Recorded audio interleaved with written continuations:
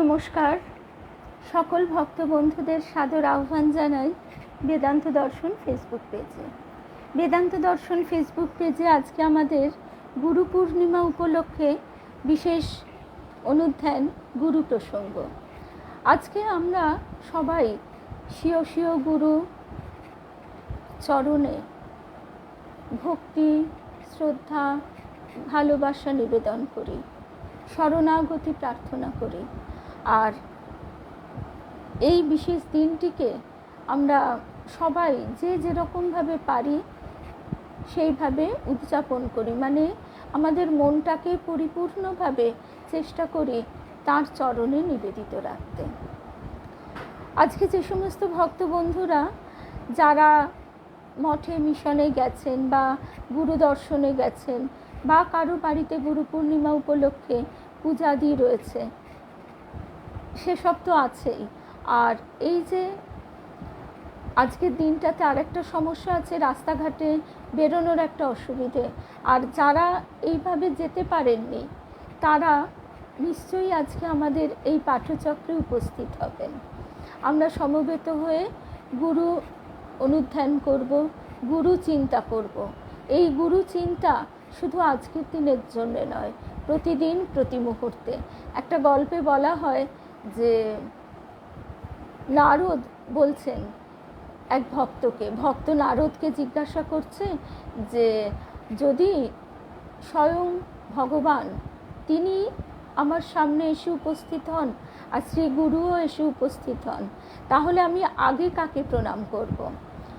তখন নারদ বলছেন অবশ্যই তুমি আগে গুরুকে প্রণাম করবে, কারণ গুরুই তোমাকে ঈশ্বর ভগবানের সঙ্গে পরিচয় করিয়ে দেন। গুরু ভিন্ন আর কেউ তোমাকে রক্ষা করতে পারে না। জগতে সবাই যদি রুষ্ট হয়, তবুও গুরু যদি তোমাকে রক্ষা করেন তাহলে কিন্তু তোমার কোনো ভয় নেই। আর গুরু রুষ্ট হলে রক্ষা করবার কেউ থাকে না।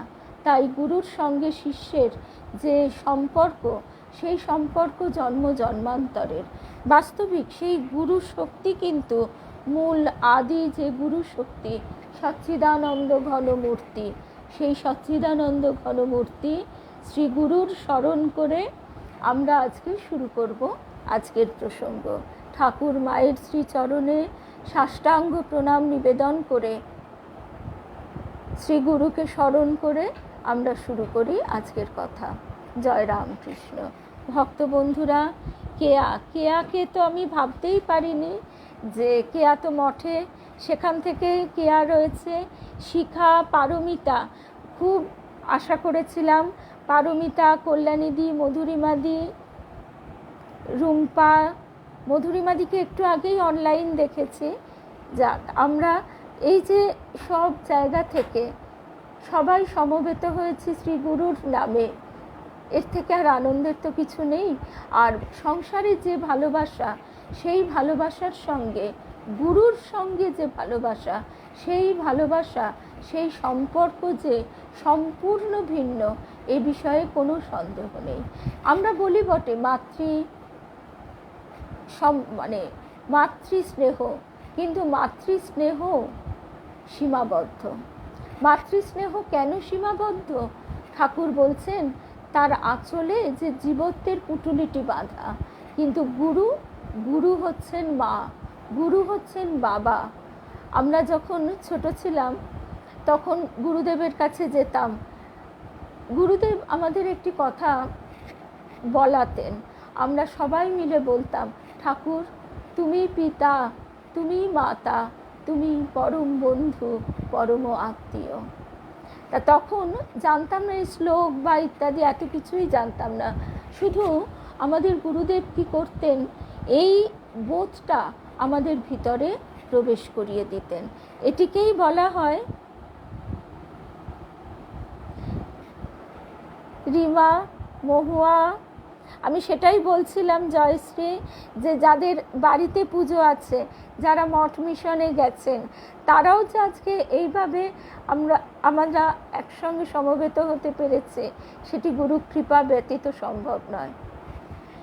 তা সেই আদি সচ্চিদানন্দ ঘন গুরু, সেই গুরু শক্তি আমরা যদি একটু পিছনে ফিরে যাই তাহলে দেখব যে তিনি সৃষ্টিকর্তা, সৃষ্টি করলেন। সৃষ্টি করার পর কি হলো? সৃষ্টি করার পর স্বামী বেদরূপপ্রাণা মাতাজি আজকে লিখছেন, সেইখান থেকে একটুখানি আমরা শুনব।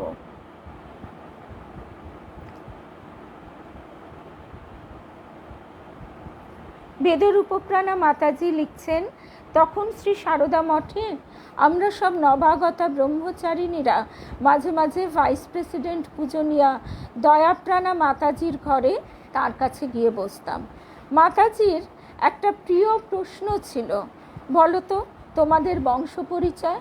চট করে আমাদের কি মনে হয়? আমার বাবা, ঠাকুরদাদা বা এদিকে মাতুল বংশ ইত্যাদি ইত্যাদি। কিন্তু ব্রহ্মচারিণীদের কিছু উত্তর দেবার আগেই নিজেই মাতাজি উত্তর দিতেন, তোমার গুরু স্বামী বীরেশ্বরানন্দ পুরী, তোমার গুরু স্বামী বীরেশ্বরানন্দ পুরী, তার গুরু শ্রীমা সারদা দেবী, তার গুরু শ্রীরামকৃষ্ণদেব। শ্রীরামকৃষ্ণদেবকে স্বয়ং পূর্ণ ব্রহ্ম নারায়ণ। আমাদের গুরুদেব বলতেন যে এবারে স্বয়ং ভগবান গুরুরূপে আবির্ভূত হয়েছেন। কিন্তু তিনি কি করছেন? তিনি বলতেন গুরু কর্তা বাবা, এই কথায় গায়ে কাঁটা বেঁধে তিনি আমাদের পাশে এসে দাঁড়িয়েছেন বন্ধুরূপে, পরম বন্ধুরূপে। শিবনাথ শাস্ত্রী আসতে পারছে না, তিনি ব্রাহ্ম সমাজের তখন একজন বিশিষ্ট পদে রয়েছেন, সেই জন্য তার বিভিন্ন কাজ ঠাকুর ডেকে পাঠিয়েছেন, কিন্তু শিবনাথ শাস্ত্রী আসতে পারেননি, ঠাকুর স্বয়ং গেলেন। আমরা আমাদেরকে নিয়ে এতই ব্যস্ত যে গুরুকে হৃদয়ে বসাবার সময় আমাদের হয়ে ওঠে না। ওই কবিতায় দুঃখ করে গাইছেন, আমি সকল কাজের পাই হে সময়, তোমারে ডাকিতে পাইনে। চাহিদারা সুত মানে সন্তান আদি সংসার ইত্যাদি, চাহিদারা সুত স্ত্রী সন্তান, সুখ সম্মিলন তবু সঙ্গ সুখ চাইলে। কিন্তু গুরু কি করেন? গুরু তাও কৃপা করে, অহৈতুকী কৃপার দ্বারা কখনো বা হয়তো আমাদের কাছে যেটা দুঃখ, সেই দুঃখ দিয়ে আঘাত দিয়ে ফিরিয়ে আনেন। মা আমরা অন্যায় করলে ঠাস করে একটা চড় মারেন, কিন্তু তখন আমাদের রাগ হয়, অভিমান হয়, দুঃখ হয়। শুভ সকাল মধুরিমা দি, মৌসুমি, রীনা দি, শুভ সকাল। তো এখানেও তাই, এখানেও আমরা যখন আঘাত পাই, যখন চোখে জল আসে, তখনই তো আমরা তার দিকে ফিরে তাকাবার কথা ভাবি।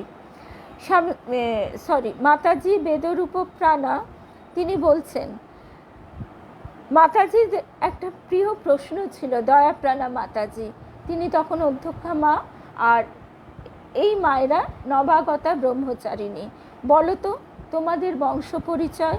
নিজেই উত্তর দিতেন, তোমার গুরু স্বামী বীরেশ্বরানন্দ পুরী, তার গুরু শ্রীমা সারদা দেবী, তার গুরু শ্রীরামকৃষ্ণদেব। শ্রীরামকৃষ্ণদেব সন্ন্যাস দীক্ষা নিয়েছেন শ্রীমৎ তোতাপুরীজির কাছ থেকে। 10 নামী সম্প্রদায়ের অন্তর্গত পুরী সম্প্রদায়ের শৃঙ্গেরি মঠের অধীনে গুরু পরম্পরায় সেখানকার আদি গুরু সুরেশ্বরাচার্য আমাদের গুরু, তার গুরু আদি শঙ্করাচার্য। শঙ্কর দীক্ষা নিয়েছিলেন নর্মদা তীরে গুরু গোবিন্দপাদের কাছে, তার গুরুদেব গৌড়পাদ। এইভাবে আমাদের ঊর্ধ্বতম বংশগতি চলে গেছে সনক, সনন্দন, সনাতন এবং সনত কুমারের কাছে। এইবারে মাতাজি যে কথাটি বলছেন, জগৎ সৃষ্টির অভিলাষে ব্রহ্মা 4 পুত্রের জন্ম দেন, সনক, সনন্দন, সনাতন, সনত কুমার। কিন্তু তারা আজন্ম মোক্ষ মার্গী। জন্মের পরেই এই 4 তপস্বী ডুবে গিয়েছিলেন ধ্যানে। জ্ঞান ভক্তি সমন্বিত বিবেক মার্গের সূচনা করেন তারা। সেই সংসার বিরাগী চার ভাইয়ের বৈরাগ্য যুগ যুগ ধরে গুরু পরম্পরায় প্রবাহিত হয়ে আত্মজ্ঞানের অনির্বাণ শিখাটি আজও জ্বালিয়ে রেখেছে। পদ্মাসীন ব্রহ্মা ধ্যানের গভীরে শুনেছিলেন তপঃ তপঃ। সেই আদেশ অনুসরণ করে সুদীর্ঘ বছর ধরে তপস্যা করেন তিনি। এবার আদেশ এলো সৃষ্টি করো। আশ্চর্যের ব্যাপার হলো, প্রথমেই তিনি সৃষ্টি করলেন এমন চারজন জগৎ ছাড়া পুত্রকে যারা জন্মলগ্ন থেকেই বিষয় বিরক্ত, যারা প্রথমেই সবিনয়ে পিতাকে জানান যে এই সৃষ্টিকার্যে অংশ নেওয়া তাদের পক্ষে সম্ভব নয়। সেদিন সৃষ্টির প্রথম ক্ষণে প্রথম সৃজিত চার দেব ঋষি ক্ষণস্থায়ী বিষয়ানন্দে প্রতিবাদ জানিয়ে যে জীবন গ্রহণ করেছিলেন সেটাই কিন্তু শ্রেয় মার্গ, মানুষের চিরন্তন বা স্থায়ী আনন্দ লাভের পথ।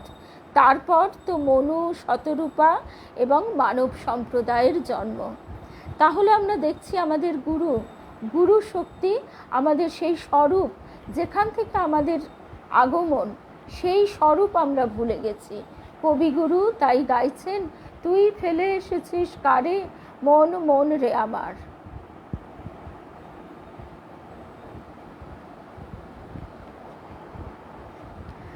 তুই ফেলে এসেছিস কারে মন মন রে আমার, তাই জনম গেল শান্তি পেলি না রে।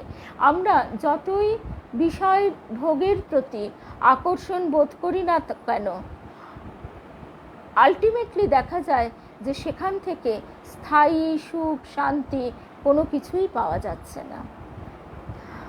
মাতাজি বলছেন, আশ্চর্যের ব্যাপার হলো পুরাণকার লিখতে বসেছিলেন সৃজন কাহিনী, কিন্তু প্রথম সৃষ্টি করলেন এমন চার চরিত্র যারা সৃষ্টি সুখের উল্লাসের চেয়ে বেশি গুরুত্ব দিয়েছেন অন্তরের অন্তঃস্থলে খননে উৎসারিত অনন্ত আনন্দ স্রোতের উপর। আমরা যে দেহটা পাই, কৃমি, মল, কীট যুক্ত এই দেহ, আমাদের শরীরে যে এত জীবাণু, এত ব্যাকটেরিয়া, এত কিছু রয়েছে আমরা ভাবতেও পারি না, কেননা আমাদের ঠিক সীমিত দৃষ্টিভঙ্গির কারণে। কিন্তু যন্ত্রশক্তির কল্যাণে মানুষ যে যন্ত্র আবিষ্কার করেছে তার দ্বারা সেটা প্রমাণ হয়েছে। ঠিক এই কথা আমাদের স্বামী ব্রহ্মানন্দজি মহারাজ, রাখাল মহারাজ বলছেন যে আধ্যাত্মিকতাকে আমরা বিশ্বাস করতে চাই না, যে শক্তিকে, সেই শক্তির জন্য আমরা কতটুকু সময় নির্বাহ করি। আমাদের অহং আমাদের প্রণোদিত করে যে সেই বিষয়ে বিভিন্ন মন্তব্য করতে, অথচ আমাদের সীমাবদ্ধ দৃষ্টি, ঠিক যে সীমাবদ্ধ দৃষ্টি স্থূল ক্ষেত্রে, ঠিক সেই সীমাবদ্ধ দৃষ্টি আমাদের সূক্ষ্ম ক্ষেত্রে। সেই জন্য গুরু শক্তি আমাদের জ্ঞান চক্ষু উন্মীলিত করে দেন। এখানে দেখছি যে পুরাণকার সৃজন কাহিনী, সৃষ্টির কথা লিখতে বসেছিলেন, তিনি কিন্তু প্রথম এমন চার চরিত্র সৃষ্টি করলেন যারা সৃষ্টি সুখের উল্লাসের চেয়ে বেশি গুরুত্ব দিয়েছেন অন্তরের অন্তঃস্থল খননে উৎসারিত অনন্ত আনন্দ স্রোতের ওপর। পৌরাণিক বুঝি এমনই একটি বার্তা ঘোষণা করতে চেয়েছিলেন যে পথ দুটো, একটি মোক্ষ মার্গ, দ্বিতীয়টি ভোগ মার্গ, একটি পরা, অপরটি অপরা। একটি পথ তোমায় অনন্ত সমুদ্রের দিকে নিয়ে যাবে, একটি পথ তোমায় অনন্ত সমুদ্রের দিকে নিয়ে যাবে, আর অন্যটি কোনো রঙিন বুদবুদের মোহে তোমায় দিগ্ভ্রান্ত করতে পারে। এই যে বিষয়, এই যে রূপ, রস, গন্ধ, স্পর্শ, শব্দ, এর প্রতি যে আকর্ষণ, এইগুলোই আমাদের ওই সীতা দেবী যেমন স্বর্ণ মৃগের পিছনে ছুটেছিলেন, ঠিক তেমনই আমাদেরকে ছুটিয়ে নিয়ে চলে। আহা মৌসুমী, তাও দেখো ঠাকুরের কৃপায় আমরা একসঙ্গে তার কথা শুনতে পাচ্ছি।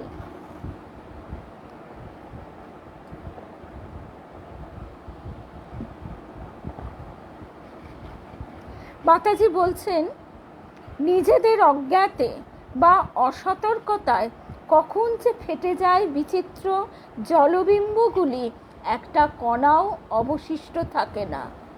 আমরা কবির সেই গানের কথা একটু মনে করি যে শেষকালে কি দেখি, কিছুই নেই, কেবলই স্বপন করেছি বপন আকাশে। তারপরে কবি বলছেন, শেষকালে দেখছি সবই সেই হুতাশে পরিণত হলো। মাতাজিও বলছেন, নিজেদের অজ্ঞাতে বা অসতর্কতায় কখন যে ফেটে যায় বিচিত্র জলবিম্বগুলি। এই যে বাচ্চারা বাবল ওড়ায়, কত রং, কত সৌন্দর্য, কিন্তু মুহূর্তের মধ্যে সেটা ফেটে গেল, একটা কণাও অবশিষ্ট থাকে না। তাই হে বিষয়কামী মানব, সতর্ক হও। শুভ সকাল সুস্মিতা। তাই হে বিষয়কামী মানব, সতর্ক হও। শুধু কি আমরা সন্ন্যাসী বা সন্ন্যাসিনীরাই এই বিপুল গৌরবের অধিকারী? তা কিন্তু নয়, বলছেন মাতাজি। যারা দীক্ষা নিয়েছেন তারা তো সকলেই আধ্যাত্ম জীবনে নবজন্ম লাভ করেছেন। যারা দীক্ষা নিয়েছেন তারা তো সকলেই আধ্যাত্ম জীবনে নবজন্ম লাভ করেছেন। সেসব জাতক জাতিকাদের প্রত্যেকের বংশলতিকার সূচনা প্রান্তটি শেষ পর্যন্ত গিয়ে মিশেছে কোনো সন্ন্যাসীর সাধন কুঠিয়ায়। চলুন আমরা স্মরণ করি আমাদের বিপুল উত্তরাধিকারের কথা। সৃষ্টির সূচনা থেকে যেসব মন্ত্রের মননে সত্য বারে বারে জাগ্রত হয়েছে, সেই সুদুর্লভ সিদ্ধ মন্ত্রই গুরু পরম্পরায় নেমে এসে আমাদের হৃদয় কমলে স্থাপিত হয়েছে।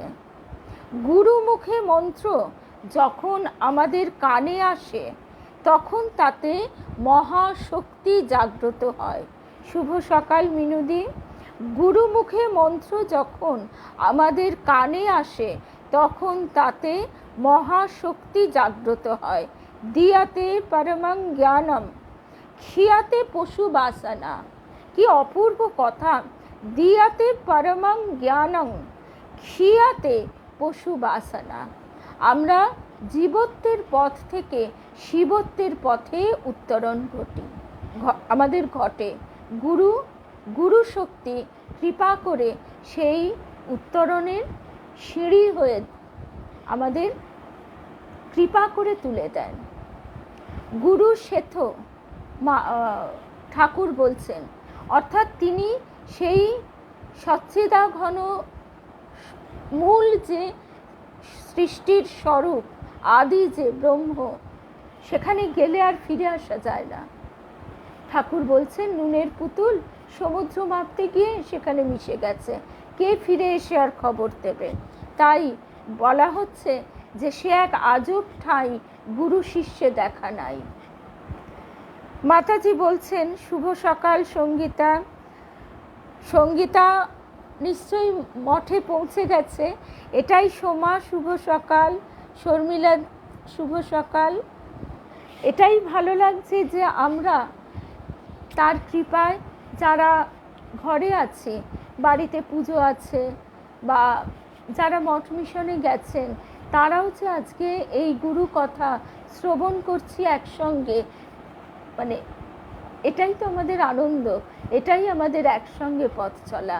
আর সেই কোন প্রান্ত থেকে এখন সেখানে রাত জেগে আছে মধুরিমাদি, আমাদের পারমিতা, কল্যাণীদিও আজকে আছে। আচ্ছা, তারপরে আমরা যে কথায় ছিলাম, দীক্ষার তাৎপর্যটা মাতাজি কি সুন্দর বলছেন। দিয়াতে পরমং জ্ঞানম ক্ষিয়াতে পশু বাসনা। জপে ধ্যানে সেই মন্ত্রের সাধনা আমাদের কাছে নতুন জগৎ খুলে দেয়। জীবনের অন্য মানে খুঁজে পাই, বহু বিষাদ আর অবসাদ দূর হয়ে যায়, পশু বাসনার অবসান ঘটে। জীবনের অন্য মানে খুঁজে পাই, বহু বিষাদ আর অবসাদ দূর হয়ে যায়, পশু বাসনার অবসান ঘটে। যার কৃপায় আমাদের এই মহাসম্পদ লাভ হয়েছে তিনিই গুরু, যিনি করুণায় ভবসাগর পার হওয়ার পথটি বলে দেন, তিনিই গুরু। চিদ্রূপেণ পরিব্যাপ্তং ত্রৈলোক্যং সচরাচরম তৎপদং দর্শিতং येन তস্मै শ্রী গুরবে নমঃ। ত্রিলোক জুড়ে ব্যপ্ত হয়ে আছে যে মহা চৈতন্য, তার সন্ধান দিয়েছেন যিনি সেই পরমানন্দের ভাণ্ডারকে আমাদের সামনে উন্মোচিত করে দিয়েছেন, সেই গুরুদেবকে প্রণাম করি। আজ এই মহাপুণ্য তিথিতে স্মরণ করি গুরু, পরম গুরু, পরমেষ্টি গুরুদের। সকলের প্রতি আমাদের সকলের আভূমিলুণ্ঠিত প্রণাম জানাই। তারা যে আলোর পথ তৈরি করে দিয়েছিলেন, সেই রাস্তা ধরে চলার আগ্রহ যেন আমাদের মধ্যে আন্তরিকভাবে জেগে ওঠে। গুরু শক্তি আমাদের সর্বদা রক্ষা করে চলে। প্রথমেই যে কথা আমরা শুনলাম, যে জগতে সমস্ত শক্তি যদি বিরূপও হয় তবু গুরু রক্ষা করেন, কিন্তু গুরু যদি রুষ্ট হন তাহলে কেউ রক্ষা করতে পারে না। তাই আন্তরিক ব্যাকুলতায় তার শরণাগত হতে হবে। মন যেন রহে তব শ্রীচরণে, গুরুদেব দয়া করো দীন জনে। আমরা গুরু গীতায় শুনেছি, আমরা স্তব পাঠও করি, গুরুর ব্রহ্মা গুরু বিষ্ণু গুরুদেব মহেশ্বরঃ গুরুরেব পরং ব্রহ্ম তস্मै শ্রী গুরবে নমঃ। অজ্ঞানতিমিরান্ধস্য জ্ঞানাঞ্জনশলাকয়া চক্ষুরুন্মীলিतं येन তস্मै শ্রী গুরবে নমঃ। অখণ্ডমণ্ডলাকারং ব্যাপ্तं येन চরাচরম তৎপদং দর্শিतं येन তস্मै শ্রী গুরবে নমঃ। গুরুকে আমরা ব্রহ্মা বিষ্ণু মহেশ্বর বলছি, কিন্তু কথা হচ্ছে আমরা সেটা কি বুঝতে পারি? আমরা সেই মনুষ্য দেহকে কি সৃষ্টি স্থিতি লয়কর্তা বলি? না, সেই মহা চৈতন্যকে বলি। সেই মহা চৈতন্য আমাদের কোনো মানব দেহের ভিতর দিয়ে প্রকাশিত হয়ে সেই মহা চৈতন্যের সঙ্গে যুক্ত করে দেন। সচ্চিদানন্দই গুরু। ঠাকুর বলছেন, যদি মানুষ গুরুরূপে চৈতন্য করে তো জানবে যে সচ্চিদানন্দই ওই রূপ ধারণ করেছে। অর্থাৎ স্বামী ভূতেশানন্দজি মহারাজের এই কথাটি এই সময়ে বিশেষ প্রণিধানযোগ্য। কারণ অনেকেরই গুরু দেহে নেই, তাদের দুঃখের কোনো কারণই নেই। যদিও সাময়িক দুঃখকে আমরা অস্বীকার করতে পারি না, কিন্তু ক্রমে সেই বোধে তিনি উত্তরণ ঘটিয়ে দেন যে দেহ মাত্র গুরু তো নয়। স্বামী ভূতেশানন্দজি মহারাজ সেই কথাই বলছেন যে শীঘ্রই আমার দেহ চলে যাবে। যারা আমার দেহকে গুরু বলে মনে করেছে তারা গুরুহারা হবে, কিন্তু গুরু শক্তির বিনাশ নেই। একজন অবধি বাকি থাকলেও গুরুকে বারবার তারকে কৃপা করতে হয়। ঈশ্বরই একমাত্র গুরু, পিতা ও কর্তা। ঠাকুর বলছেন, মানুষের কি সাধ্য অপরকে সংসার বন্ধন থেকে মুক্ত করে? যার ভুবন মোহিনী মায়া, তিনি সেই মায়া থেকে মুক্ত করতে পারেন। সচ্চিদানন্দ গুরু বই আর গতি নাই।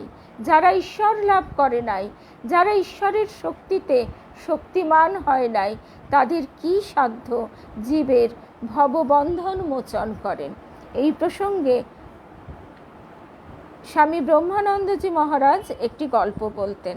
সেই গল্পটি আমরা একটু স্মরণ করি। কোনো রাজার এক সময়ে সংসারের উপর বৈরাগ্য হয়। তিনি শুনেছিলেন রাজা পরীক্ষিত 7 দিন শুভ সকাল রুমাদি চিনুদি তোমাদের কথাই ভাবছিলাম। রুমাদি শুভ্রাদিকে এখনো দেখিনি, আশা করি নিশ্চয়ই শুভ্রাদি পরে শুনবে। আর যে কথা বলছিলাম, চিনুদি যেমন বেরোতে পারে না, কিন্তু আজকে আমরা এই গুরু নাম তারই কৃপায় শ্রবণ করে ধন্য হচ্ছি। কোনো রাজার এক সময়ে সংসারের উপর বৈরাগ্য হয়। তিনি শুনেছিলেন পরীক্ষিত 7 দিন ভাগবত শুনে জ্ঞান লাভ করেছেন। তিনি নিকটবর্তী এক সুপণ্ডিতকে আনিয়ে ভাগবত শুনতে আরম্ভ করলেন। 2 মাস কাল নিত্য শ্রীমদ্ ভাগবত শুনেও তার কিছুমাত্র তত্ত্বজ্ঞান লাভ হলো না।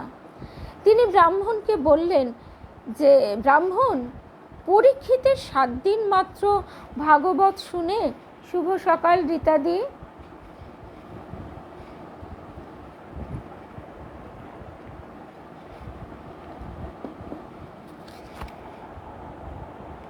জলে রুমাদি নিশ্চয়ই শুভ্রাদির সঙ্গে নিশ্চয়ই দেখা হয়ে যাবে একটু পরেই। আচ্ছা, তারপর আমরা যে গল্পটি শুনছিলাম সেখানে ফিরে আসি। তিনি ব্রাহ্মণকে বললেন, ব্রাহ্মণ, পরীক্ষিত 7 দিন মাত্র ভাগবত শুনে তত্ত্বজ্ঞান লাভ করেছিল, আর 2 মাস শ্রবণ করেও আমার কেন কিছুই হলো না? এর উত্তর যদি আপনি কাল না দিতে পারেন তবে আপনি অর্থাদিত কিছু পাবেনই না, উপরন্তু আপনাকে কারাবন্দী করা হবে। ব্রাহ্মণ রাজার ঘোরতর অসন্তোষ আশঙ্কায় বিষণ্ণ চিত্তে ঘরে ফিরলেন। ওই প্রশ্নের উত্তর ব্রাহ্মণ কিছুতেই চিন্তা করেও স্থির করতে পারলেন না। শুভ সকাল অনিতা। তখন তিনি অতিশয় কাতর হয়ে গালে হাত দিয়ে আকাশ পাতাল ভাবতে লাগলেন। তার এক বুদ্ধিমতী পিতৃভক্তি পরায়ণা কন্যা ছিল। কন্যা যখন পিতাকে খাওয়ার জন্য ডাকতে এলো, তখন পিতা বলল যে না, তার খাওয়ার কোনো ইচ্ছাই নেই। কন্যা বুঝতে পারল যে পিতার নিশ্চয়ই কোনো সমস্যা হয়েছে। কি সেই সমস্যা? কন্যা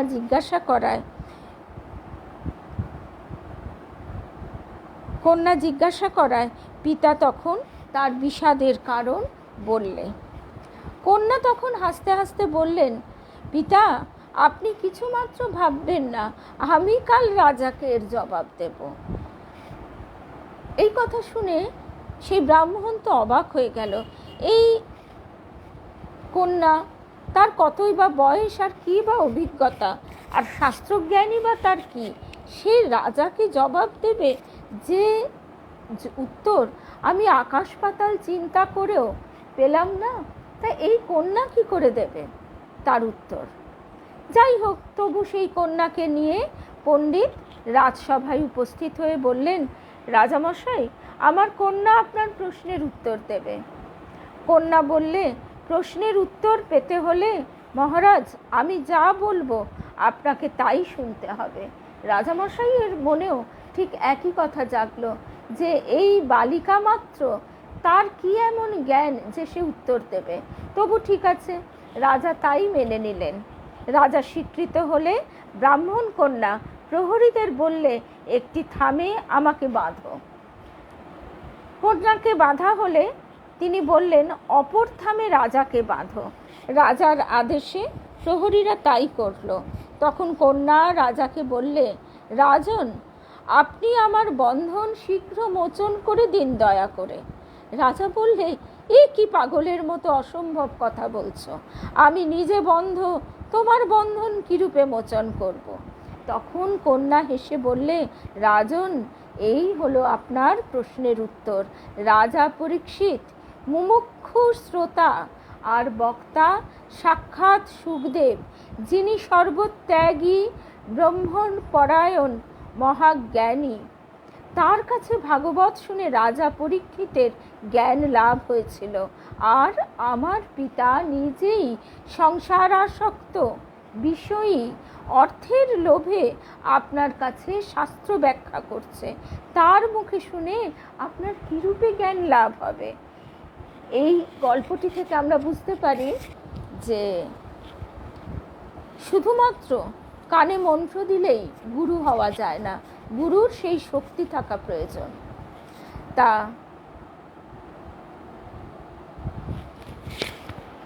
গুরুর সেই শক্তি থাকা প্রয়োজন। ঠাকুর এই ব্যাপারটিকেই বলছেন হে গো গুরুর পেদ শিষ্য।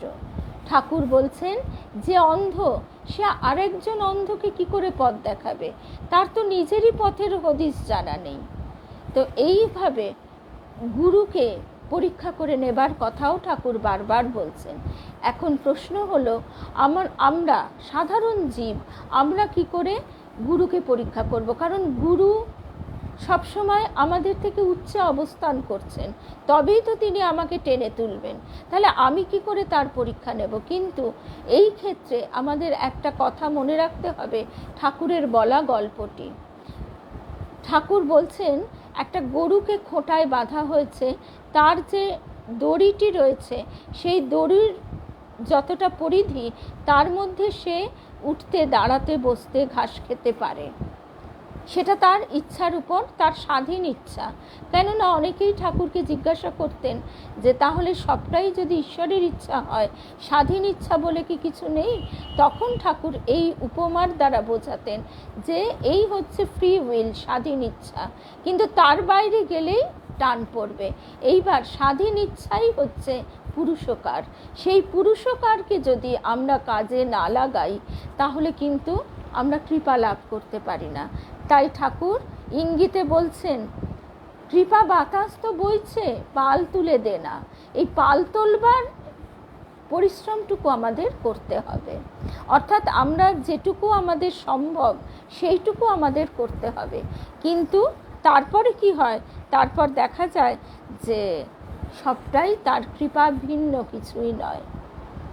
যেমন এই ঘটনাটির কথা আমাদের মনে পড়ে যায়, শ্রীরামকৃষ্ণ ভক্তমালিকায় বলা হচ্ছে 1905 সালে রেঙ্গুনের শ্রীরামকৃষ্ণ সেবক সমিতি থেকে স্বামী রামকৃষ্ণানন্দের কাছে আহ্বান আসে।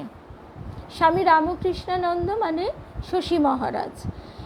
সেই অনুসারে 20 মার্চ রেঙ্গুনে গিয়ে তিনি 5 দিন 5টি বক্তৃতা দেন এবং ধর্ম প্রসঙ্গ করেন। একদিন তিনি দেখেছিলেন এক জায়গায় চাঁপা ফুল ফুটে আছে, আর সেই চাঁপা ফুলের জন্য 3-4 মাইল হেঁটে গিয়ে সেই চাঁপা ফুল এনে ঠাকুরের পূজা করেছেন। এই পরিশ্রম দেখে শরৎচন্দ্র চট্টোপাধ্যায়, বিখ্যাত যিনি আমাদের ঔপন্যাসিক শরৎচন্দ্র চট্টোপাধ্যায়, তিনি এই বৃথা শ্রমের তাৎপর্য জানতে চাইলে শশী মহারাজ বলছেন, দেখুন, পূজা উপাসনা সকলই গো ফাঁকি, শুধু এই সুযোগে তোমার এই ডাকি। আমরা তাকে কি দিতে পারি? সবটাই তো তার, ফুল বেলপাতা যাই দিই না কেন। আবার এই ফুল বেলপাতা সবসময় জোগাড় করা সম্ভব হয় না। আবার বহু ক্ষেত্রে দেখা যায় তার জন্য যে অর্থের প্রয়োজন, সেই অর্থও সকলের তত নেই। আমাদের গুরুদেব এই প্রসঙ্গে অপূর্ব একটি কথা বলছেন যে বাইরের পুষ্পপত্রে তো অনেক পুজো হলো, এবার নিজের হৃদপদ্ম প্রস্ফুটিত করো, আর সেই হৃদয়পদ্ম ভক্তিচন্দন মাখিয়ে তার চরণে সমর্পণ করো। দেখো, তোমরা যখন পুষ্প চয়ন করে তাকে পূজা করো, সেই ফুল কি কীটদষ্ট হয়, পচা হয়? তা তো হয় না। তোমরা সেখানে যেমন বেছে সুন্দর করে তাকে নিবেদন করো, তেমনি মনরূপ পুষ্পকে সেইভাবে, হৃদয় পদ্মকে সেইভাবে প্রস্ফুটিত করো। মনরূপ পুষ্পকে শুদ্ধ করো, মনকে মণি করো। তারপর বাইরের ধনরত্ন নয়, মনকে মণি করে সেই মণি তার চরণে অর্পণ করো। তারপরে আরও একটি কথা,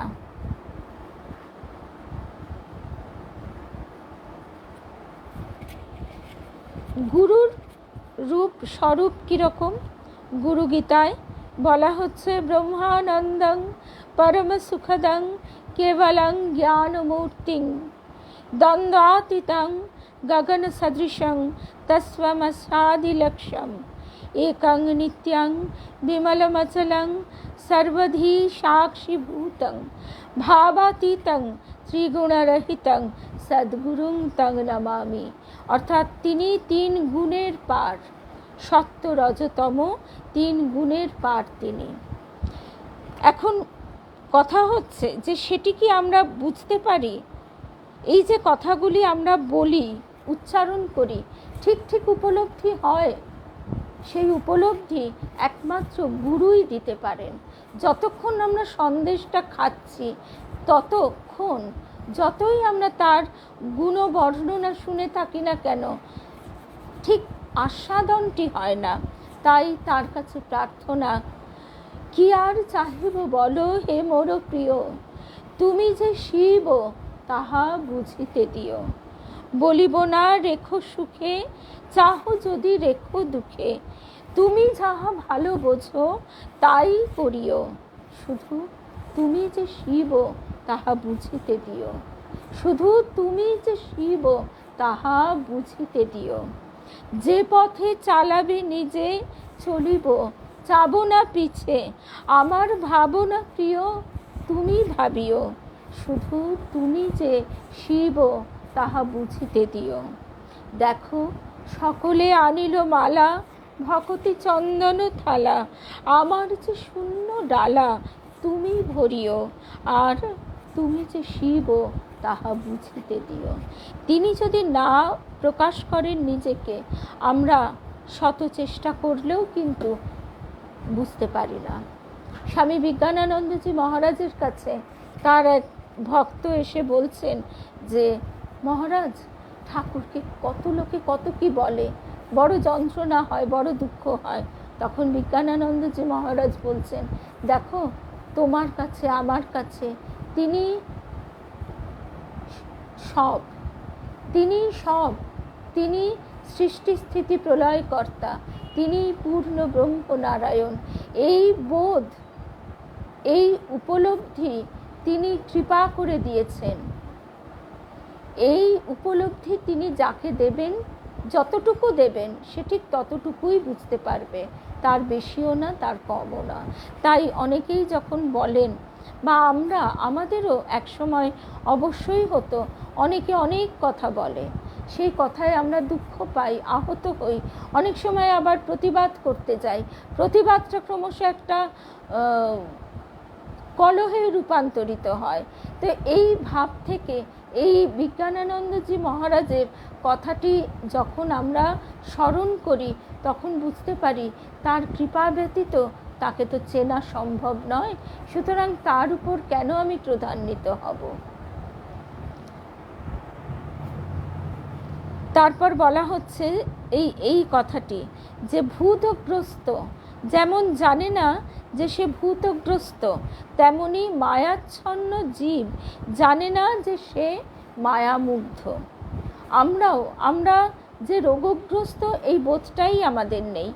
আমরা ভাবি এটাই বুঝি স্বাভাবিক। আমাদের সন্তানাদিদের আমরা কি শিক্ষা দিই? তুমি ভালো চাকরি করো, ভোগ করো, আরও ভোগ করো, তুমি যা পেয়েছো তার সম্পত্তি আরও বাড়াও, ভোগের মধ্যে ডুবে যাও। ঠাকুর বলছেন বিষয়ীরা এরকমই হয়, উটের কাঁটা ঘাস চিবোনোর মতো। নিজেরা করছে, করে দুঃখ যন্ত্রণা পাচ্ছে, বুঝেও সেই বোধ স্থায়ী হচ্ছে না। এমনই মহামায়ার মায়া, তাই সে সন্তানাদিকেও সেই পথেই ঠেলে দিচ্ছে, তাকে ত্যাগের কথা, ত্যাগের শিক্ষা দিচ্ছে না। কিন্তু আমাদের ভারতবর্ষের গৃহস্থ আশ্রমও এই ত্যাগের ভিত্তিভূমির উপর প্রতিষ্ঠিত। তা না হলে এখানে ব্রহ্মবিদ সন্ন্যাসীগণের জন্ম হতো না। সুতরাং যা গৃহস্থ আশ্রমেই হোক আর সন্ন্যাস আশ্রমেই হোক, মূল কথা হচ্ছে নিরাসক্তি, ত্যাগ। ত্যাগ ভিন্ন কোনো উপায় নেই। ঠাকুর আমাদের কতভাবে বোঝাচ্ছেন, দুই মাতাল, যেমন আমরা সংসার মদে, বিষয় মদে, অহং মদে মাতাল। সেই দুই মাতাল সারা রাত নৌকা বাইল, ভাবলো পরদিন সকালে দক্ষিণেশ্বরে পৌঁছে যাবে, কিন্তু না, মোটেই সেটা পৌঁছতে পারেনি। কেন? শেষে তারা দেখলো নোঙরটি বাঁধা আছে, পণ্ডশ্রম, বৃথাশ্রমে তাদের কাল কেটেছে। তেমনি এই শ্রমটুকু আমাদের করবার সঙ্গে সঙ্গে আমাদের জপ ধ্যান ইত্যাদি করবার সঙ্গে সঙ্গে মনকে সৎ অসৎ বিচার দ্বারা, নিত্য অনিত্য বিচার দ্বারা বৈরাগ্যের শিক্ষা দিতে হবে। দিতে দিতে অবশ্যই আমাদের উত্তরণ ঘটবে। ঠাকুর বলছেন, একটা মাটির কলসি তাকেও যদি নিত্যদিন একটা শানের উপর বসানো হয়, সেখানেও একটা টাল খেয়ে ছাপ রেখে যায়। এইটি হচ্ছে আমাদের সংস্কার।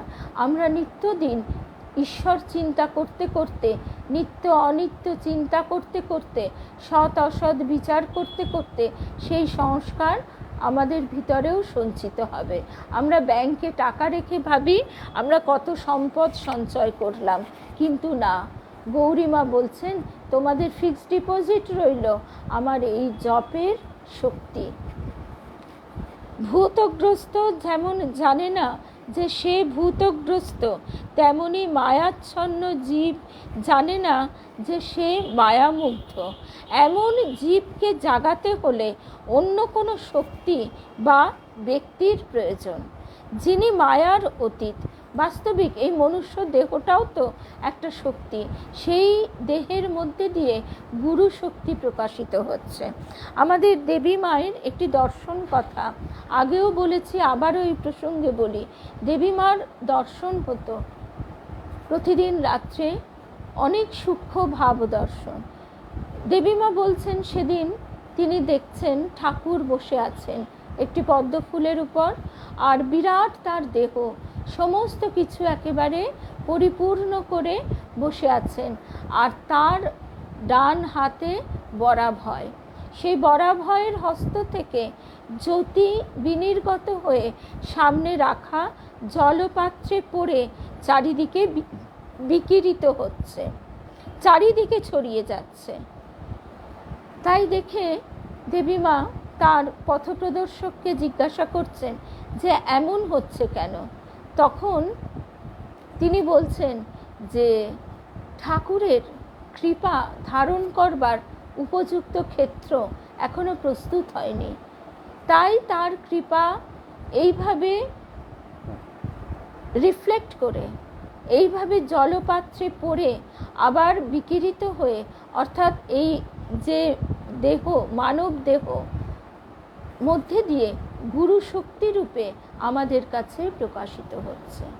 তাই সবার গুরুই কিন্তু, আমরা বিভেদ যেন না করি, সবার গুরুই ওই একই গুরু শক্তির ভিন্ন ভিন্ন দেহের মধ্যে দিয়ে প্রকাশ।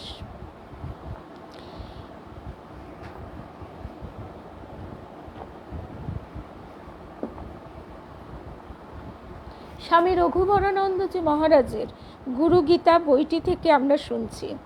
আমরা জানি গু শব্দের অর্থ অন্ধকার, আর রু শব্দের অর্থ সেই অন্ধকার নিরোধক জ্যোতি। অন্ধকার দূর করেন বলে তাকে গুরু বলা হয়। গুরুকে ব্রহ্ম বলা হয়েছে কেন? এ কি অতিরঞ্জন নয়?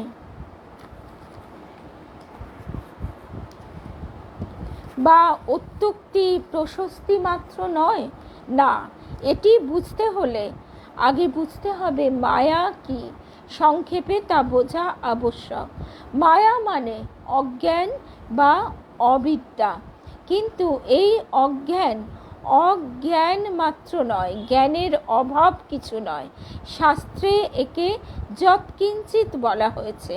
সেই কিঞ্চিতের বহর দেখা যায় এই স্বীকারোক্তিতে যে মায়ার দুই শক্তি, আবরণ শক্তি, বিক্ষেপ শক্তি। এই কথাগুলি আমরা শুনছি, কিন্তু ধারণা করবার জন্য আমাদের অনেক সূক্ষ্ম বুদ্ধি এবং সূক্ষ্ম মনের প্রয়োজন।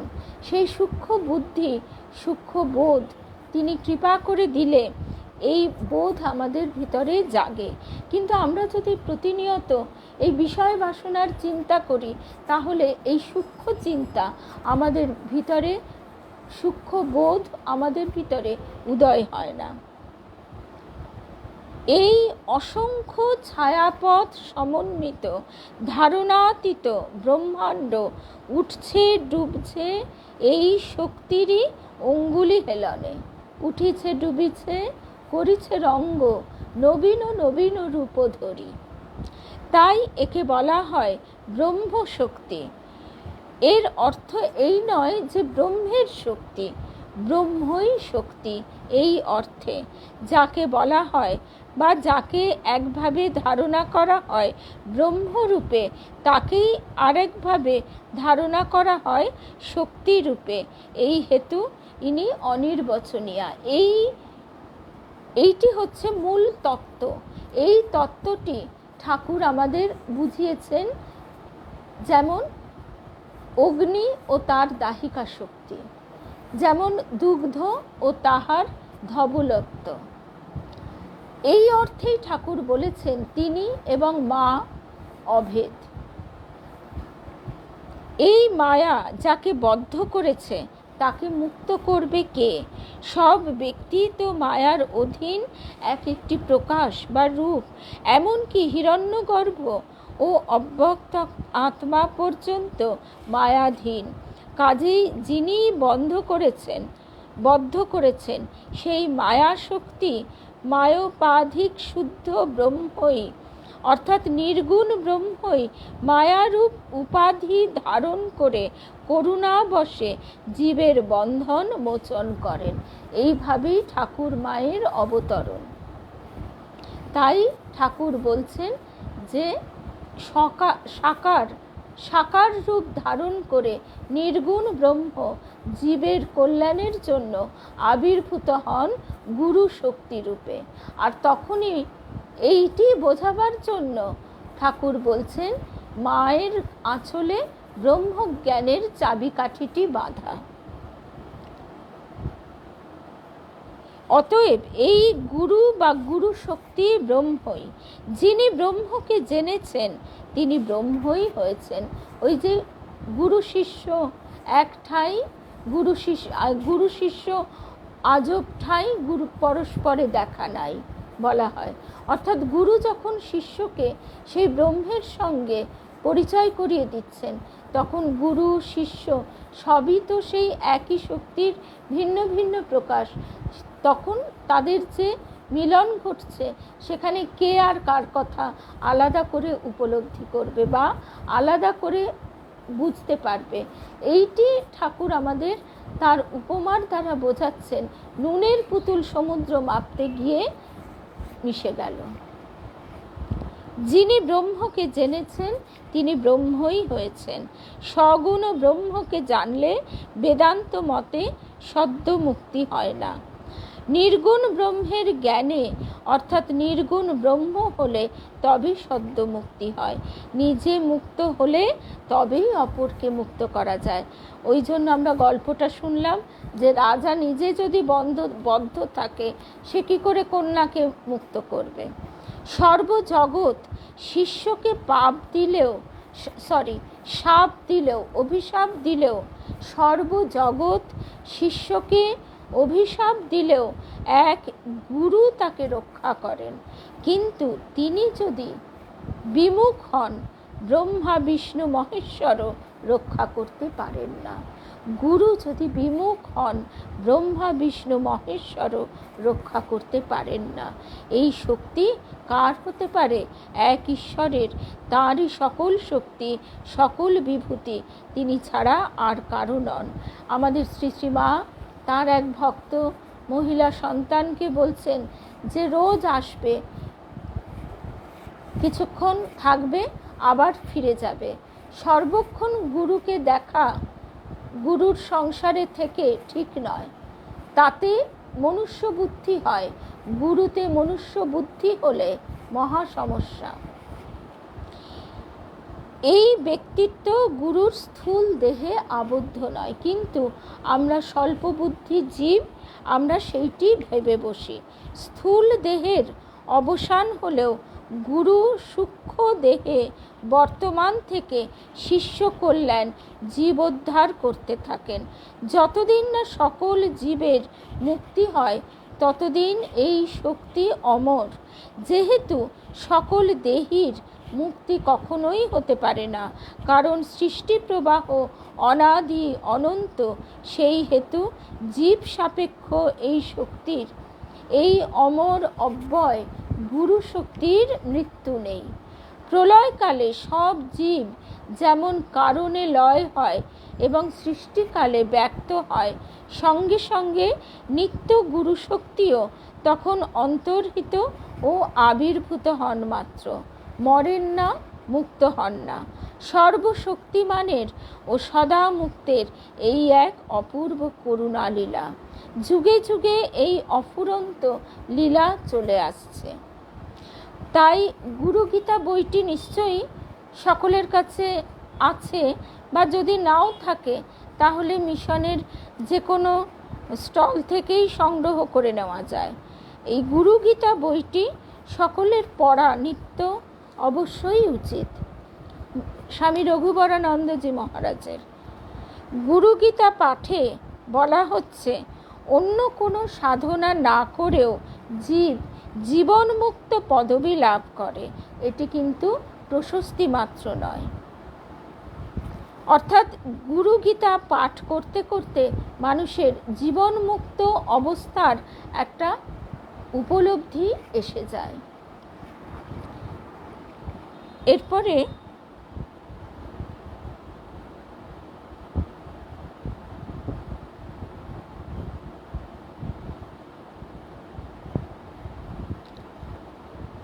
আমাদের গুরুদেব শ্রী শ্রী তারক ব্রহ্ম তারাদাস গুরুদেবের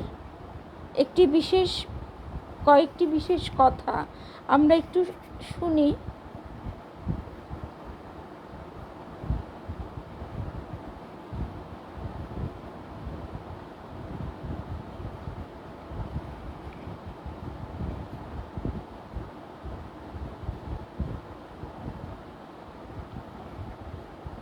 এইটি আজকে আমাদের শেষ প্রসঙ্গ। আজকে গুরুদেব এই যে কৃপা করে, গুরু কৃপার কথা তো বলে শেষ করা যায় না। গুরু কৃপাই আমাদের জীবনকে ধরে আছে, আমাদের মৃত্যুকেও তিনিই ধরে থাকবেন। কারণ সেই অবস্থাটা তো কেমন আমরা জানি না। একমাত্র আমাদের দেবীমা বলতেন যে গুরুই একমাত্র সেই কঠিন সময়টা পার করে দেন, যেটাকে শাস্ত্রে বৈতরণী পার করা বলা হয়েছে। এই গুরু কৃপায় আজকে গুরু পূর্ণিমার বিশেষ পুণ্য দিনে তার কথা বলতে বলতে, শ্রবণ করতে করতে আমাদের গুরু পূজা যেন সফল হয়। এই বাক্য পুষ্প দ্বারা তার চরণে পুষ্পাঞ্জলি।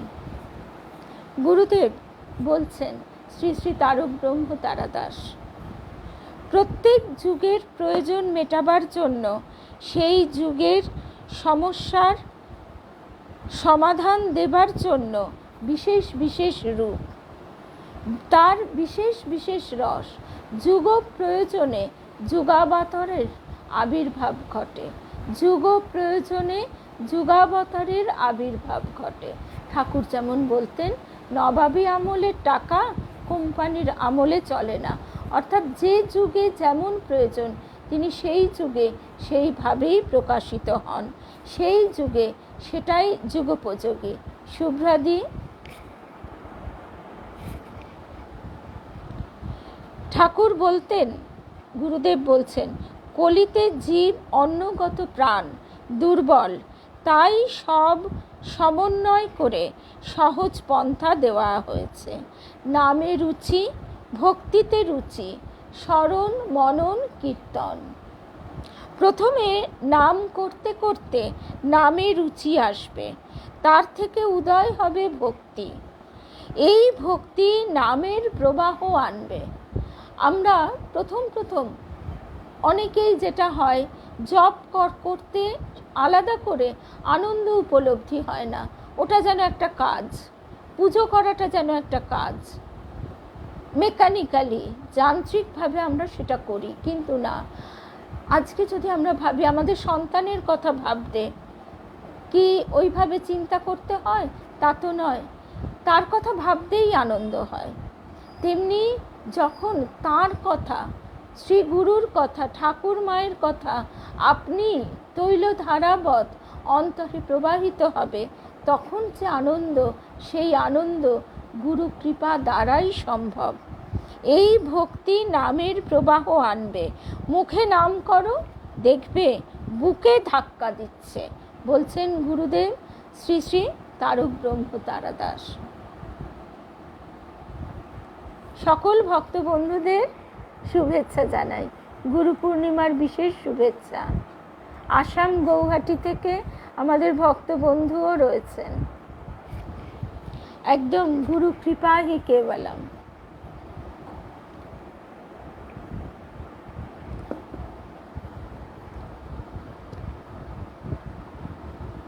তারপরে এই কথাগুলি বিশেষ বিশেষ প্রণিধানযোগ্য। গুরুদেব এত সহজ করে বলছেন, নামে রুচি, ভক্তিতে রুচি, স্মরণ মনন কীর্তন। প্রথমে নাম করতে করতে নামে রুচি আসবে, তার থেকে উদয় হবে ভক্তি। এই ভক্তি নামের প্রবাহ আনবে। মুখে নাম করো, দেখবে বুকে ধাক্কা দিচ্ছে, সমস্ত শরীরে সে ব্যক্ত হয়ে পড়বে। জিভে নাম এঁকে যায়, সর্বাঙ্গে নাম। ওই নাম মুখে মনে চলছে, শেষে তোমাকে চালাবে। এরই জন্য প্রয়োজন অভ্যাস যোগ। নাম, তার সাথে দর্শন। এখানেই সাধনের কথা আসছে, নামের সাথে ধ্যান। জিহ্বা নাম করছে, মন রূপ চিন্তা করছে, চোখ সেটা দেখবে। এটাও সংযমের অঙ্গ, কারণ সেখানে লক্ষ্য স্থির করতে হবে। তা নয় মুখে যন্ত্রবৎ নাম করছে আর মনে অন্য চিন্তা, তাতে হবে না। মনকে সংযত করতেই হবে, তবেই তো লক্ষ্য স্থির হবে। জিহ্বা বলছে, এই ঠিক এখন এই মুহূর্তে গুরুদেব কৃপা করে তেমনই ঘটাচ্ছেন। জিহ্বা বলছে, কান সেই নাম শুনছে, মন সেই রূপ চিন্তা করছে, চক্ষু সেই রূপ দেখছে। নামেই সব। নাম করতে করতে কুম্ভক হয়, ভেতরে ধাক্কা দেয়, কুলকুণ্ডলিনীকে জাগ্রত করে। নামের অভ্যাসে প্রাণায়ামও হয়ে থাকে, অর্থাৎ আমাদের আলাদা করে কিচ্ছু করতে হবে না। গুরুদেব বলছেন, বাতাস থেকে যেমন অক্সিজেন নিচ্ছ নাও, কিন্তু তার ওপরে নামের শক্তি। রোগ ব্যাধি আদি কোনো কিছু নামকে সরিয়ে প্রবেশ করতে পারে না। বহু মানুষ দেখা যায় তারা অসুস্থ বোধ করছে, বহু ডাক্তার দেখাচ্ছে, কিন্তু তবুও তার শরীরে শান্তি স্বস্তি আসে না। সেইখানে গুরুদেব বলছেন, নাম, নামের শক্তি তোমাকে সেখান থেকে উদ্ধার করতে পারে। তিনি কৃপাময়, সর্বদাই কৃপা ছড়িয়ে পড়ছে। কে পারল নিতে, কে পারল না, সে হিসাব নেই, সে দিয়েই চলেছে। বৃষ্টি যখন নামে সে সর্বত্রই ঢালছে। সে আবর্জনায় পড়ছে, চাষ জমিতে পড়ছে, পরিষ্কার মাঠে পড়ছে, না এঁদো পুকুরে পড়ছে, মেঘ তা দেখে না। সে সমদৃষ্টিতে জল ঢালে। যে যেভাবে পারে গ্রহণ করে। যে ভিজতে চায় বাইরে এসে দাঁড়ায়। কিসের বাইরে? সংসার বিষয় আসক্তির বাইরে। যে ভিজতে চায় না, দেখতে চায় না, সে ঘরে দরজা বন্ধ করে থাকে। কেউ বা জানলা দিয়ে দৃশ্য উপভোগ করে, অর্থাৎ এটাও করে ওটাও করে। কৃপা তেমনি তিনি সবাইকেই করেন। যে যেমন আধার, যে যেমন পারে তেমনি নেয়। আবার অহৈতুকী কৃপা, তুমি পারো আর না পারো, কৃপা তোমাকে চালিয়ে নিয়ে যাবে। অহৈতুকী কৃপা বিশেষ বিশেষ ক্ষেত্রে, দেবলীলার জন্য, ভক্ত ভগবানের লীলার জন্য। আমাদের গুরুদেব বলতেন যে, দেখ বাবা, তোমাদের কিচ্ছু করতে হচ্ছে না, গুরুই সব করে দিয়েছেন। আমাদের সত্যিই তাই। না আছে সাধন ভজন, না আছে নাম জপ, না এত লক্ষ নাম, কিছুই নেই। গুরুদেব কি করেছেন? ভাত মেখে খাইয়ে দিয়েছেন। শিশুকে যেমন করে দেওয়া হয়, মা যেমন করে তার সন্তানকে দেয়, গুরুদেব আমাদের তাই করেছেন। সব যেটুকু ধারণা হয়েছে তিনি করিয়ে দিয়েছেন। তিনি হাত ধরে নয়, তিনি কোলে তুলে নিয়ে এগিয়ে নিয়েছেন। একেবারে সিঁড়ি ভাঙার কষ্টও দেননি, কোলে তুলে নিয়ে তিনি টপকে দিয়েছেন এক একটি প্রতিবন্ধকতা। গুরুদেব বলছেন, ভাত খেতে হলে কত খাটতে হয়, বাজার যাও, আগুনের ব্যবস্থা করো, চাল আনো, আবার সেরম ক্ষেত্রে চাষ করে, জমি চাষ করে ধান ফলাও, তার থেকে চাল তৈরি করো, এত সব করবার পর তারপর জল আনো, চাল ফুটাও, তারপর ভাত হলে ভাত খাবে। আর কেউ যদি তোমার জন্য ভাত রান্না করে গড়াসে গড়াসে মুখে তুলে দেয়, তাহলে কি হয়? তুমি ঝাঁপ দিয়েই পড়ো, আর তোমাকে ঠেলে ফেলে দেওয়া হোক, তোমার জলে ভেজা নিয়ে কথা।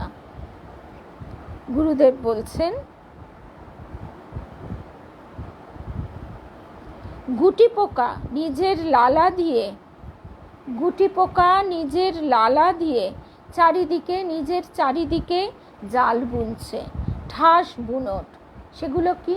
স্বামী, সন্তান, সংসার, টাকা পয়সা, বাড়ি, আরও বড় বাড়ি, একাধিক বাড়ি, দামি গাড়ি, সাজগোজ, সোনা গয়না ইত্যাদি, চারিদিকে ঠাস বুনট। তারপর নিজেই দম বন্ধ হয়ে প্রায় মরছে। একটা ভোমরা এসে ছিদ্র করে দিল নিঃশ্বাস প্রশ্বাসের জন্য, জীবনে ফিরে আসার জন্য। তেমনি জাল বুনছে, নিজের মনের কীটটা জাল বুনছে, যার ফল নিজের মনের কুটিলতায় নিজেরই দম বন্ধ হওয়া, নিজের সর্বনাশ। তাকে ভগবান ভোমরা পাঠালেন, গুরু এলেন তার জীবনকে ফিরে পাওয়ার জন্যে, পথ খুঁজে পাওয়ার জন্যে। যে কৃতজ্ঞ সে পায়, যে অকৃতজ্ঞ সে কৃপা পাবে না। এটা শ্রীরামকৃষ্ণ যুগ। আমাদের ঠাকুর সত্যের স্বরূপ ব্রহ্মা বিষ্ণু শিবের মিলন ঠাকুর, ব্রহ্মা বিষ্ণু শিবের মিলন ঠাকুর। ঠাকুর যখন আসছেন, ধরণীতে অবতীর্ণ হচ্ছেন, পিতাকে গয়াধামে স্বপ্ন দিলেন, নারায়ণ, পূর্ণ ব্রহ্ম নারায়ণ। শিবজ্যোতি মায়ের উদরে গর্ভে প্রবেশ করলো। আর মা যখন সন্তান সম্ভবা, সেই সময় মা তখন চন্দ্রমণি মা বসে আছেন মাটির দাওয়ায়। মায়ের তখন সকলের প্রতি বাৎসল্য ভাব। মা অপূর্ব সব অদ্ভুত অদ্ভুত দর্শন হতো। আমরা লীলা প্রসঙ্গে সে কথা শুনেছি, মা আবারও শুনব। মা দেখছেন হঠাৎ হাসি চড়া ঠাকুর তিনটি মুখ এসে দাওয়ায় ঘুরছে। তখন সেই লাল মুখ দেখে মা চন্দ্রমণি বলছেন, তুমি কে গো ঠাকুরটি? মুখটি তোমার লাল হয়ে গেছে রোদের তাপে, দুটি আমানি পান্তা খেয়ে যাও। বলতেই তিনি হেসে অদৃশ্য হয়ে গেলেন। তাই ব্রহ্মা বিষ্ণু মহেশ্বর শিবের মিলন ঠাকুর, ঠাকুর বলে ডাকো। এই কথাগুলি, গুরুদেবের বলা কথাগুলি অপূর্ব। আবারও আমি দুবার করে বলি, ঠাকুর বলে ডাকো, ঠাকুর বলে ডাকো। নাদ ধ্বনির মতো নাভিদেশ থেকে ক্রমে বুকে কণ্ঠে আজ্ঞাচক্রে লয় হচ্ছে। আজ্ঞাচক্র এই জায়গাটা। ঠাকুরকে চাওয়া পাওয়া বলার মধ্যে এক সহজ যোগ আছে। যেমন ওং, অ, উ, ম, তেমনি ঠাকুর সেই নাদ ধ্বনির গোড়া থেকে ঠা, নিম্নকোষ কু, মধ্যকোষ র, ঊর্ধ্বকোষ ওং, অ, উ, ম মিলে ওং বেষ্টন করে রাখছে তোমাকে। প্রণবের বেষ্টন, সেই প্রণবে সব কিছু আছে, তাতেই উদয়, তাতেই লয়, ধাপে ধাপে এগোচ্ছে। তম থেকে রজ, রজ থেকে সত্য, পশুত্ব থেকে শিবত্বে, শেষমেশ কোষাতীত, সত্য রজতম তিন গুণের পার। নাম আসে নাভি থেকে কণ্ঠে। আমরা নিজেরাও কি বুঝি না, কখনো কখনো আমাদের ভেতর থেকে যেন একেবারে নাভি থেকে, সেদিন রূপাও বলছিল, রূপা গাঙ্গুলি, জয় রাম কৃষ্ণ, এটা আমরা বলে শোনাতে পারবো না, এটা ভেতর থেকে উঠে আসে, জয় রাম কৃষ্ণ, জয় মা। ধাপে ধাপে এগোচ্ছে তম থেকে রজ, রজ থেকে সত্য, শেষমেশ কোষাতীত। নাম আসে নাভি থেকে কণ্ঠে, কণ্ঠ থেকে জিহ্বায়, তার রূপই আলাদা। তোমার মন্ত্র উচ্চারণের রূপটা নির্ভর করে সেটা কোথা থেকে আসছে, কোথায় এর উৎপত্তি। ধীরে ধীরে স্মরণ মনন করতে করতে এটা আসবে, তুমি নিজেই বুঝবে কিভাবে সেটা ক্রমে বুক থেকে আজ্ঞাচক্রে, পরে ব্রহ্মরন্ধ্রে ধ্বনিত হচ্ছে। শুধু জিহ্বায় যা তাতে ভেজাল থাকে। আমাদের জিহ্বা নামক ইন্দ্রিয়টি আমাদের অধীনে নয়, আমরা জিহ্বার অধীন। আমাদের লোভ আছে খাওয়ার প্রতি, স্বাদের প্রতি, কম হোক বেশি হোক অবশ্যই আছে। নাগ মহাশয় কি করতেন? তিনি কোনো নুন এবং মিষ্ট দ্রব্য গ্রহণ করতেন না, তিনি সব কিছু প্রাণ ধারণের জন্য একসঙ্গে মেখে নিয়ে খেয়ে নিতেন। আমাদের কি লজ্জার একশেষ, আমরা যেন এর থেকে মুক্ত হতে পারি, এটাই প্রার্থনা আজকের এই পুণ্য লগ্নে। তো আমরা আবার সেই জিহ্বারকে আরো প্রশ্রয় দিই, এটাই হচ্ছে লজ্জার কথা। এগুলো আমরা বুঝেও বুঝি না, আর মিথ্যা কথা জিহ্বা বলছে। তাই গুরুদেব বলছেন, শুধু জিহ্বায় যা তাতে ভেজাল থাকে, শুধু জিহ্বায় যা তাতে ভেজাল থাকে। এই যে ভাবের বিস্তার, এ অনেক নামী গায়ক গায়িকার কণ্ঠেও বলতে দ্বিধা নেই। তারা কি করেন? জগৎকে শোনান, সেই জন্য তাদের কণ্ঠে অহংয়ের ধ্বনি পাওয়া যায়। আর যারা জগৎনাথকে শোনান তাদের সেই সঙ্গীত অন্যরকম। মা বলছেন, তাই মায়ের এই কথাটা মনে পড়ে গেল। সুরের কালোয়াতি ঢং ঢাং ঠাকুরের গানে ছিল না, সঠিক তালে লয়ে নিবদ্ধ থেকে গানের ভাবটি নিয়ে তিনি গানে ভাসতেন, তেমন গান আর শুনিনি, মা বলতেন। আজকে আমাদের একদম শেষ প্রসঙ্গ।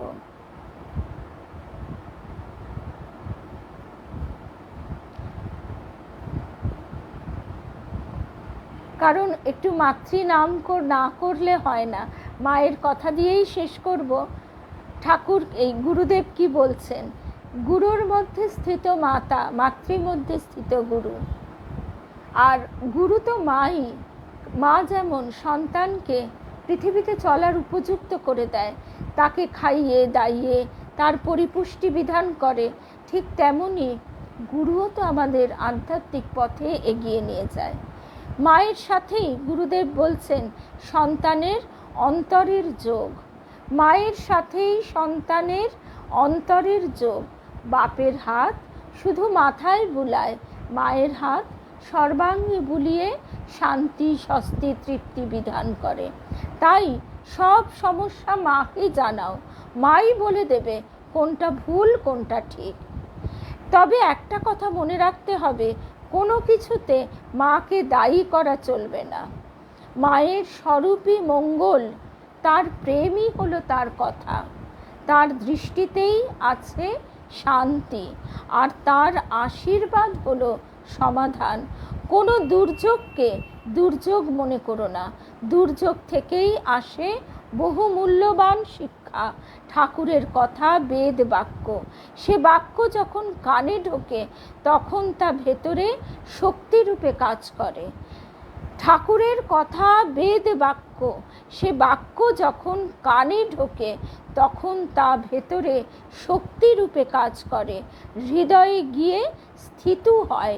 এই সময়ে এই যুগে যে এইভাবে চলতে পারবে তারই চলাটা হবে সার্থক, সর্ববিষয়ে সমাধান তারই সার্থক হবে। মাকে স্মরণ করো, মঙ্গলময়ী মা মঙ্গল করবেন। করবে আত্মসমর্পণ, কিন্তু ভীরু হয়ে নয়, ক্ষোভে নয়, তাকে ভালোবেসে, তাকে পরিত্রাতা জেনে আনন্দের সঙ্গে আত্মসমর্পণ। সব সময় অনুসন্ধান করে দেখবে তোমার নিবেদনে কোনো ফাঁক আছে কিনা, ফাঁকি আছে কিনা। সর্ববিষয়ে সর্বক্ষেত্রে তার সাড়া পাবে। তোমরা নিশ্চিত যেন যুগ পরিবর্তনের সময় এসেছে, অবতার পুরুষের প্রতিষ্ঠার সময় এসেছে। কত প্রাণ ঈশ্বরের দিকে আসতে চাইছে, তাদের সাহায্য করো, এ পথের সন্ধান দাও। যে কৃপা পেয়েছ মুক্ত কণ্ঠে জানাতে হবে সবাইকে, তবেই তো তারা বল পাবে, আশা জাগবে তাদের মনে। ভারতের জয় হবে নিশ্চিত যেন। জয় রামকৃষ্ণ, জয় রামকৃষ্ণ। গুরু কৃপা হি কেবলম।